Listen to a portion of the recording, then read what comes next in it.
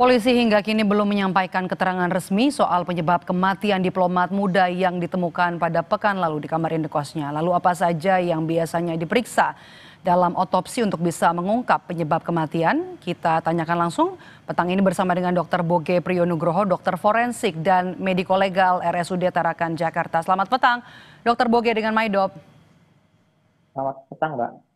Dokter, untuk bisa mengungkap penyebab kematian seseorang, apa saja yang biasa diperiksa secara forensik? Ya, pertama kita akan melakukan pemeriksaan luar dahulu, kemudian apakah tanda-tanda kekerasan. Yang berikutnya kita akan melakukan otopsi atau bedah mayat untuk melihat adanya kelainan dan mengambil beberapa sedikit jaringan yang diperlukan untuk pemeriksaan adakah kasus-kasus seperti keracunan atau kasus tanda-tanda kesulitan bernapas seperti itu. Jadi hasil otopsi nanti akan bisa mengungkapkan bahwa sebab matinya akibat apa. Seperti itu. Oke, tanda-tanda kekerasan kan polisi bilang pada saat menemukan jasad ini terlakban dan tidak ada tanda-tanda kekerasan di tubuh jenazah. Kemudian kalau misalnya kita lihat dari kasus ini mungkin juga dokter mengikuti berapa lama untuk bisa mengungkap kasus kematian seseorang. Apa saja yang kemudian diperiksa setelah tadi tidak ada tanda-tanda kekerasan, organ mana saja mungkin yang harus diperiksa untuk bisa menentukan penyebab kematian?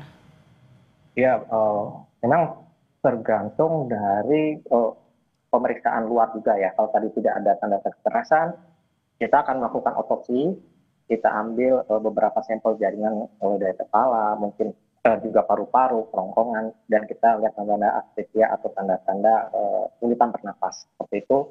Kemudian kita ambil beberapa sampel, kita lakukan penelitian juga, lakukan pemeriksaan juga, penunjang di laboratorium khususnya, juga mungkin akan dilakukan di laboratorium patologi anatomi untuk melihat apakah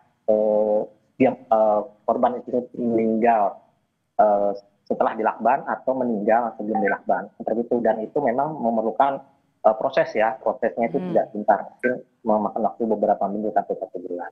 Gitu. Oke, berapa lama kemudian ini prosesnya, dokter? Berapa lama kemudian proses yang paling sulit untuk bisa menentukan penyebab kematian itu apa? Ya, seperti kalau saya lihat untuk kasus-kasus yang ada di tanda-tanda seperti adanya kurangan bernapas ya tadi, seperti kasus seperti ini juga itu saya rasa banyak ya yang perlu diambil untuk pemeriksaan jaringan. Selain juga adanya sampel darah, juga adanya sampel urin yang masih tersisa, atau jaringan-jaringan tadi yang seperti saya sebutkan paru-paru, jantung, dan di daerah kerongkongan juga itu melihat tanda-tanda itu tadi seperti ada kekerasan atau tanda-tanda meninggal sebelum dilakukan lakban atau meninggal setelah dilakukan kekerasan seperti ada yang lakukan tadi ya. Itu lumayan cukup lama ya prosesnya, karena memang perlu keakuratan, perlu ketelitian dalam menentukan hasilnya. Tidak gampang untuk segera mungkin seperti orang melakukan mungkin tes kehamilan gitu ya, urin langsung berhasil juga, ini karena melalui proses beberapa mekanisme untuk melakukan hasilnya seperti apa. Perlu keakuratan, perlu ketelitian, ada banyak sampel dari organ yang harus diperiksa. Tadi dokter bilang ada sampel urin terakhir juga mungkin, kemudian juga dari bagian kepala. Tapi dari pemeriksaan sampel-sampel ini, mana yang kemudian paling menentukan organ tubuh mana yang kemudian sampelnya paling bisa dilihat untuk menentukan apakah memang jenazah ini korban pembunuhan atau pelaku bunuh diri? Kalau yang terutama kita lihat memang dari saluran pernapasan ya, mungkin dari kerongkongan, paru-parunya sampel kita lihat.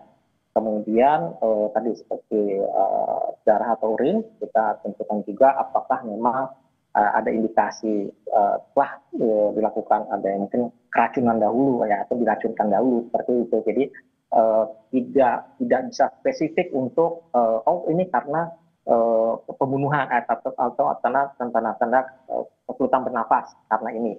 Jadi kita juga melihat semua komponen yang ada di dalam tubuh si korban kita semua periksa dari ujung ujung rambut sampai ujung kaki ya, untuk menentukan semua sebab matinya yang mendukung ke arah sebab mati. Jadi kita nanti ngambil kesimpulan bahwa sebab matinya karena apa.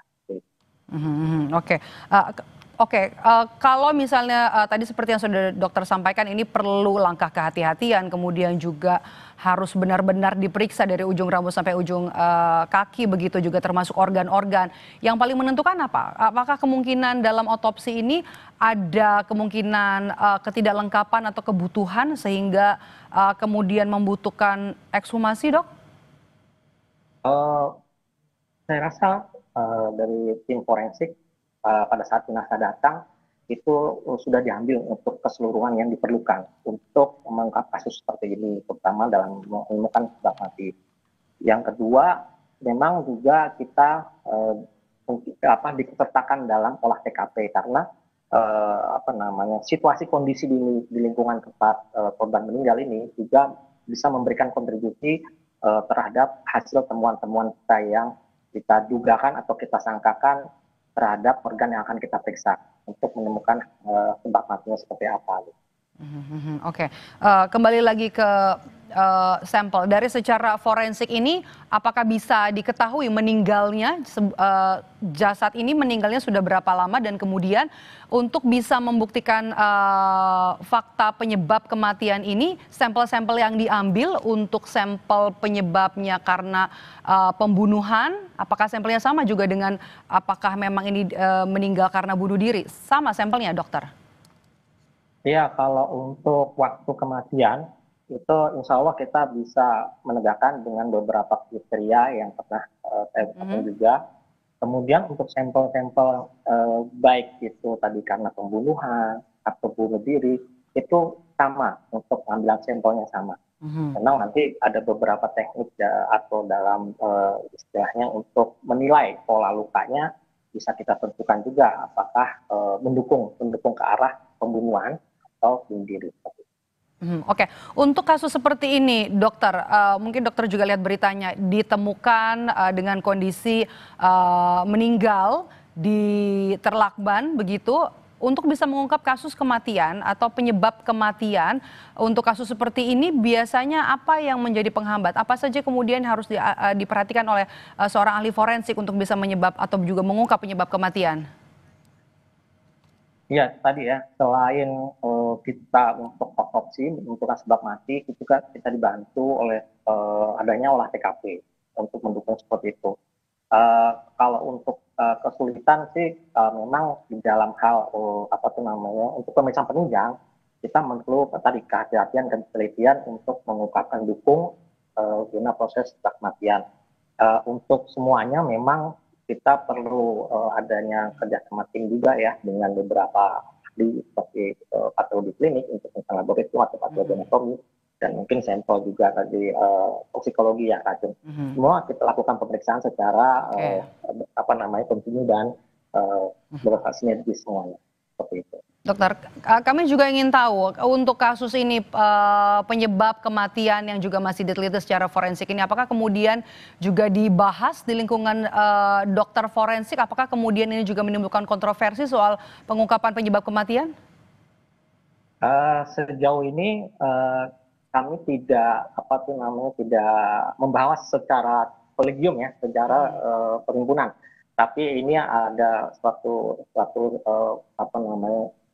kumpulan ahli-ahli forensik yang dimana melakukan untuk otopsi, yang melakukan otopsi itu akan menyimpulkan secara signifikan akan hasil temuan, karena memang ini belum ada kontribusi kami dari perhimpunan.